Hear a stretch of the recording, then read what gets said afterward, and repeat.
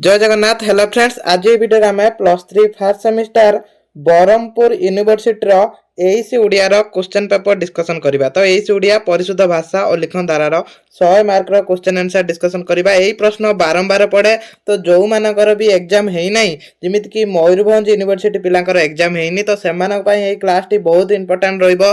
एठी मु 2 मार्किया आ ता सहित 5 मार्किया भी आंसर डिस्कसन करेमी। आंसर प्रोवाइड हबो, तो केही भी वीडियो को छाड़ी के जातु नु आंसर भी मु प्रोवाइड करमी। एई प्रश्न बारंबार पड़े, जमित कि ब्रह्मपुर यूनिवर्सिटी पई मु देइथिनी सिलेक्शन ता पूर्व जो क्लास सब करथिले सेइटारो आछि। देखन जिमे तद्भव तो एगुडा सब आछि, आमे जहाँ भी सिलेक्शन देइथिले सेउडू आछि। तो आपण माने क्लास टा को लास्ट जाए देखंतु, यादर को क्वेश्चन बारंबार आसे सेटा भी मु आपनको कहि देमी हैला। एठी प्रथम 1 मार्किया प्रश्न 10 टी आसीबो, तो समिस्ते 10 रु 10 टी ठीक करि परिबे। तो सेथि पई एई चैनल सह जोड़ी रहंतु हैला। तो प्रथम प्रश्न आसला, तद्भव शब्द क्या कहते? ब्रह्मपुर यूनिवर्सिटी पिला टिके कमेंट करेंगे एग्जाम भल होइछि कि नहीं, जहाँ भी क्लास होता से सब आसला क्वेश्चन। देखो तद्भव शब्द क्या कहते ना, संस्कृत भाषा जो शब्द गुड़िक सामान्य परिवर्तित हुई ओडिया भाषा रे व्यवहार करा जाए ताहाकु आमे सद्भव तद्भव शब्द कहती। तो यहाँ मुझे देइथिनि सिलेक्शन शब्दर प्रकार भेद जो तद्भव देशज वैदेशिक एटा आसीबो हला। तो आसीछि तापर देश शब्द कहले कौन बुझ, ये देखो पुणी देश शब्द भी पकई जो शब्द गुड़िक ओडिया ग्रामांचल रे प्रचलित स्थानीय भाषा ओडिया भाषा सृष्टि होती आमे कौन कहती देशज शब्द कहती है। तापर यातायात शुद्ध करी लेख एगुड़ाक भी पढ़े, मुझे कही शुद्ध रूप पढ़ो जहाँ तो युड़ाक जो पढ़ो शुद्ध करी लेख तो भल भाव में लिखे, कहीं गोटे भी स्पेलिंग जमी ये मिस्टेक न करती। तो शुद्ध करी लेख ये अच्छी, तो यहाँ शुद्ध भाव में लिखाई, तो यहाँ खाली लिखिदेवे है। जी भूल थी ठीक करेंगे। अरण्य रुदन रूढ़ीर अर्थ लेख, ये देखो अरण्य रुदन एटा रूढ़ी प्रयोग करने देनी, केवल कही रूढ़ीर अर्थ लिखे। तो अर्थ कौन? वृथा प्रार्थना है, यार अर्थ हूँ वृथा प्रार्थना। गठन दृष्टि वाक्य केते प्रकार देख, केते प्रकार गठन दृष्टि वाक्य 4 प्रकार। कौन कौन कौन कौन टी कमेंट करेंगे कौ माने जानी? सरल वाक्य, यौगिक वाक्य, जटिल वाक्य, मिश्र वाक्य है। आ किछि भी मिश्र वाक्य को ऐड करंतनी, 3टी गोटे गोटे बहिर भी 3टी थाए, गोटे गोटे बहिर भी 4टी थाए। तो यहीटा कौ माने कौन लिखिछ टे कमेंट करेंगे। वाक्य मध्य पद मानक सामूहिक सज्जीकरण को कौन कह जाए? एटा कौन कह जाए? पदक्रम कह जाए। अर्थ भाव को अक्षुण्ण रखी सीमित शब्द मध्य गद्य रचना को कौन कह जाए? भल भल क्वेश्चन आसला देखो, ये आसो यहाँ संक्षिप्तकरण कह जाए। तापर पिक्चर ओडिया प्रतिशब्द कौन? पिक्चर मुझे क्लास करी पिक्चर रूपक कह जाए पिक्चर को है। वाणिज्यिक पत्र क्या कह जाए? तो यही प्रश्न सब बारंबार पड़े। व्यवसाय कारोबार क्षेत्र में जो पत्र आवश्यक ताको आमे वाणिज्यिक पत्र कहती। तो बेसी डेफिनेशन लिखा दरकार नहीं, ये खाली कही वाणिज्यिक पत्र क्या कह जाए 1 मार्किया, तो जी भी लिखे सर्ट कर लिखे। विज्ञापन को इंग्राजी रे कौन कह जाए? यहाँ भी क्लास कहीं पूर्व यूनिवर्सिटी सॉरी अलग यूनिवर्सिटी जो क्लास होता, तो सही क्वेश्चन पेपर जो मुझे डिस्कसन करी से भी यहाँ बहुत यूनिवर्सिटी ये क्वेश्चन आसी, विज्ञापन को इंग्राजी रे कौन कहते जानते आम? एडवर्टाइजमेंट कहते है।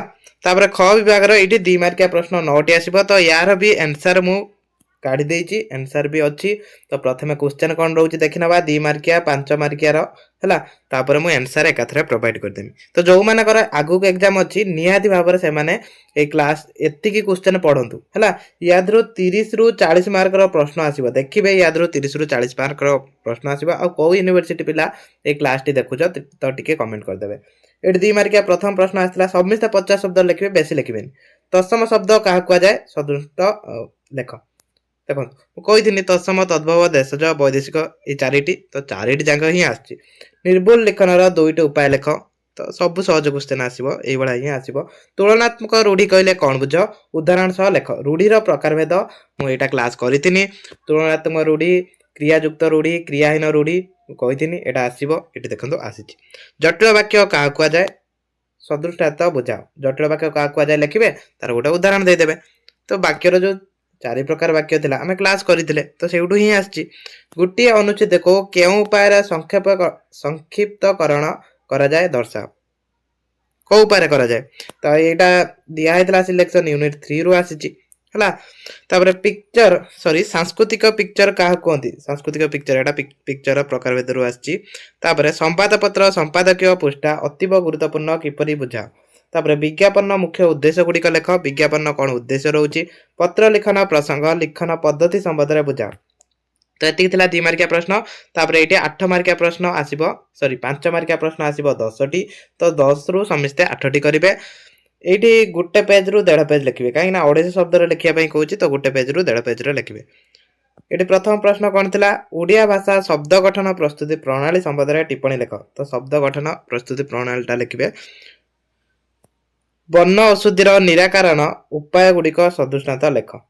तापरे रूढ़ी प्रत्येक भाषार जातीय संपद यह सत्यता लेखी रूढ़ी प्रयोग विधि संबंध रे उदाहरण सह आलोचना कर तो रूढ़ीर प्रयोग विधि तो पढ़ा होईची एटा भी समस्ते करि पारथिबे वाक्य और खंड वाक्य मध्य थिबा पार्थक्य लेख वाक्य और खंड वाक्य तार कोन पार्थक्य रहउची सेटा लिखिबे वाक्यर उद्देश्य और विधेय काहा कुआ जाय सदृष्टांत बुझाओ तो सबु क्लास हेतला देखिबे 2 मार्किया रे एटा क्लास करथिले सबु जाक क्लास हेतला आ को यूनिवर्सिटी पिला देखो जे कमेंट कर देबे आपन को एग्जाम पूर्व भी मु सब इंपोर्टेंट क्लास कर देम पिक्चर प्रस्तुतिर कौशल संबंध रे आलोकपात कर तो आंसर लास्ट भी प्रोवाइड हबो तो केई वीडियो को स्किप कर देकी जानतुनी स्तंभ लेखन संज्ञा निरूपण पूर्वक या स्वरूप निर्धारण कर स्तंभ लेखन विज्ञापन परिसर वर्णना कर पत्र लेखन रीति और प्रकारभेद दर्शाओ पत्र लेखन प्रकारभेद आम रिसेंट क्लास करथिले तापरे विषयगत शीर्षक किपरि निर्धारण करा जाय उदाहरण सब बुझाओ एटा भी हेतला क्लास एटा भी कराइछि क्लास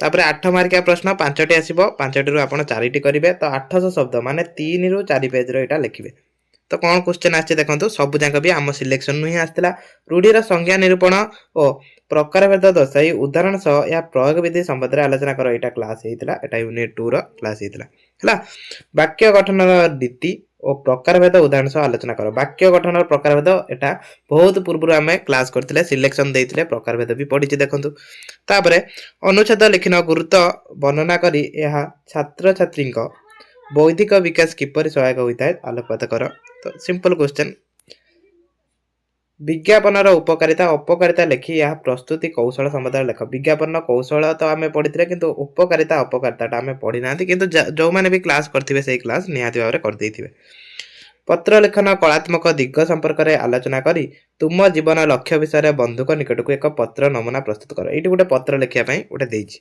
तो आप हुए तो आपंकर भी गोटे पत्र पढ़ी पारे तो से अनुसार प्रिपेयर हेबे तो एबे आमे आंसर प्रोवाइड करदबा जो गुडा 2 मार्किया और 5 मार्किया आंसर प्रथमे 2 मार्किया प्रश्न थिला एट देखंतु तत्सम शब्द काहा कहंती जेउ शब्द गुडिक संस्कृत भाषार सीधा सड़क भाव में ओडिया भाषा को आसीछि एवं जेकोसी परिवर्तन हुई नहीं से शब्द को तत्सम शब्द कह जाए जमीती कि ये सूर्य चंद्र पुस्तक नदी तो ये कौन कहला ना जो शब्द कौन है ना संस्कृत भाषा सीधा सड़क भाव में आसी ओडिया भाषा को आसी तो से गुड़ाक तत्सम कह जाए तत्समर अर्थ कौन ता सहित सामान अर्थात संस्कृत भाषा सहित सामान तापर निर्भुल लेखन 2टी उपाय कौन 2टी उपाय देखो प्रथम उपाय कौन ओडिया व्याकरणर नियम यथा बनान संधि समास इत्यादि को ठीक भाव में जानिबा और प्रयोग करबा सब कौन करबा ना जोठी बनान संधि ये सब ठीक करबा एटा प्रथम उपाय तापर नियमित भाव में लेखिबा एवं भूल सुधारिबा अभ्यास द्वारा लेखन शैली निर्भुल होता है ता भूल जा थिबा ताको भी सुधारिबा तापर तुलनात्मक रूढ़ी कहले कौन बुझ उदाहरण सह लेख जो रूढ़ीर वस्तु को तुलना करा जाय थाए ताको हमें तुलनात्मक रूढ़ी कहबा सिंपल कथा तो तार उदाहरण ये देखो अंध लौड़ी जमीती आउ कौन एंडु पर मुंड टुंगारिबा तो युड़ा सब लिखिपारे है तापर जटिल वाक्य क्या कह जाए सदृष्टांत बुझा माने यार गोटे उदाहरण देवे जो वाक्य गोटे मुख्य बा प्रधान वाक्य एवं अन्य एक अप्रधान वाक्य थाए ताहाको जटिल वाक्य कह जाए सिंपल कथा तार उदाहरण भी ये पढ़ी पारे तापर गोटे अनुच्छेद को क्यों उपाय संक्षिप्तकरण करा जाए दर्शाओ को उपाय करा जाए एटा भी क्लास हेतली देखो प्रथम अनुच्छेद मूल भाव बा केंद्रीय चिंताधारा को ठाब करा जाए माने आमे ठाब करिया माने कौन आमे स्पष्ट भाव में पढ़िबा तापरे ଅନାବଶ୍ୟକ ଅଂଶ ବାଦ ମାନେ ଉଦାହରଣ ବର୍ଣ୍ଣନା ବିଶେଷ ଇତ୍ୟାଦି ଅନାବଶ୍ୟକ ଅଂଶକୁ ବାଦ ଦିଆଯାଏ। ମାନେ ତା ଦେହରେ ଯୋଉଗୁଡାକ ଆମର ଆବଶ୍ୟକ ନାହିଁ ସେ ଉଦାହରଣକୁ ଆମେ ସେଠି ନବାନି ହେଲା। ମୂଳ ଭାବକୁ ନିଜସ୍ୱ ସରଳ ଭାଷାରେ ପ୍ରାୟ 1/3 ଶବ୍ଦରେ ପ୍ରକାଶ କରାଯାଏ। ମୂଳ ଭାଷାକୁ କଣ କରିବା ନା ନିଜସ୍ୱ ଭାଷା ମାନେ ଆମ ନିଜର ସରଳ ଭାଷାରେ ସେଟା ଲେଖିବା। ତାପରେ ସାଂସ୍କୃତିକ ପିକ୍ଚର କାହାକୁ କହନ୍ତି? ଯାହା ବି ଥିଲା ତ ସେଇଟାର ମୁଁ ଆନ୍ସର ନେଇ ଆସିଛି ହେଲା। ତ ଆନ୍ସର ବନେଇକି ଆଣିଛି। ତ ସମସ୍ତେ କଣ କରନ୍ତୁ ଟିକେ କ୍ଲାସଟିକୁ ଲାଇକ୍ କମେଣ୍ଟ କରିକି ସାଙ୍ଗମାନଙ୍କୁ ସେୟାର କରନ୍ତୁ। କ୍ଲାସଟି ସମସ୍ତେ ସାଙ୍ଗମାନଙ୍କୁ ଟିକେ ସେୟାର କରିବେ। ଯାହା ବି ଥିଲା ଏକୁ ପ୍ରିପେୟାର ହୁଅନ୍ତୁ। ଦେଖିବେ ୟା ଦେହରୁ ବହୁତ କ୍ୱେଶ୍ଚନ ଆସିବ, ବହୁତ କ୍ୱେଶ୍ଚନ ୟା ଦେହରୁ ଆସିବ। ତାପରେ ଏଠି 5 ମାର୍କିଆ ପ୍ରଶ୍ନ। ମୟୂରଭଞ୍ଜ ୟୁନିଭର୍ସିଟି ପିଲା କୋଉମାନେ ଅଛନ୍ତି ଟିକେ କମେଣ୍ଟ କରିଦେବେ। କୋଉମାନେ ମୟୂରଭଞ୍ଜ ୟୁନିଭର୍ସିଟି ପିଲା? 5 ମାର୍କିଆ ଆନ୍ସର ସବୁ।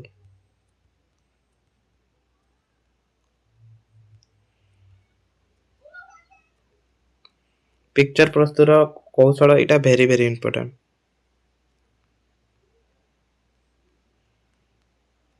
ତାପରେ ବିଜ୍ଞାପନ ପରିସର, ପତ୍ର ଲିଖନର ରୀତି ଓ ପ୍ରକାର ଭେଦ, ବିଷୟଗତ ଶୀର୍ଷକ କିପରି ନିର୍ଦ୍ଧାରଣ କରାଯାଏ। ତ ଯେତିକି ବି ଥିଲା ଆମେ ଆନ୍ସର ନେଇ ଆସିଛନ୍ତି। ଆଶା କରୁଛି ସମସ୍ତଙ୍କ ପାଇଁ କ୍ଲାସଟି ହେଲ୍ପଫୁଲ୍ ହେଇଥିବ। ଆଉ ମୟୂରଭଞ୍ଜ ୟୁନିଭର୍ସିଟିର ଏକ୍ଜାମ ଅଛି ତ ସେମାନେ ନିହାତି ଭାବରେ ଏକ୍ଜାମରେ ଭଲ କରିବେ। ତ କ୍ଲାସ ଏଇଠି ରଖିବା। ଜୟ ଜଗନ୍ନାଥ।